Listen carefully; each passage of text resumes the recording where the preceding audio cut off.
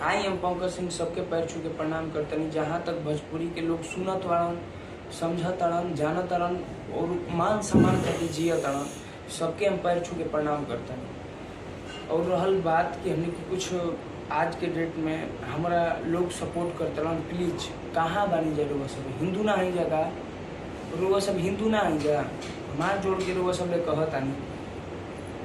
ये बताई कि हिंदू के कर्तव्य का ना समाज बांटे दी, ना कोनो बेटी बहन की इज्जत जाए दी, कहाँ बनी जा रहा सब समाज बटा गई बा, ठीक बा, सामाजिक मत बनी जा रहा सब समाज में। हम ई जानता नहीं कि हम कोना खून से पैदा भइल बनी, हम का हैं, ठीक, तो हम मान सम्मान खातिर जिए खातिर कुछ भी कर सकते हैं। आज कुछ लोग आके हमरो बारे में हमारा के सपोर्ट करता हूँ, प्लीज सपोर्ट ना चाहिए, नत करी जा, काहे कि वो हमने के यहाँ जी वाली बेटी के बात भी है और हमें ही तरी दोबारा नहीं कूदल, हम बहुत कुछ ले के कूदल बनी। कुछ लोग हमारे पहले विवाद में कले रहन कि पंकज के दौड़ा के गोली मार देवे के चाहिए, पंकज के दौड़ा के गोली मार देवे के चाहिए, लाइव में ना मारे के चाहिए। हम वो आदमी ले पूछल चाहत नहीं, दिग्गज आदमी ले का गलती के ले रही, का गलती के ले रही, गोली मारे वाला बात के हम का गलती के ले रही, ठीक बा।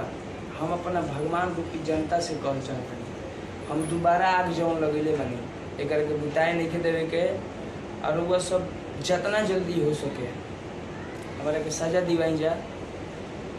और हाँ, भोजपुरी एक आदमी के कुर्बानी मांगत जौन हम तैयार बनी, हम लोग सबके बेटा अपना समाज खातिर जिए खातिर हम तैयार बनी, मरे खातिर भी हम तैयार बनी। रहल बात गाना बजाना के, तो सबसे पहले नचनिया बजनिया के औकात देखावल बहुत जरूरी बा, काहे कि आज ले पहले लोग का करत रहन केहू ना गई, ये आज के जलैले रही जा।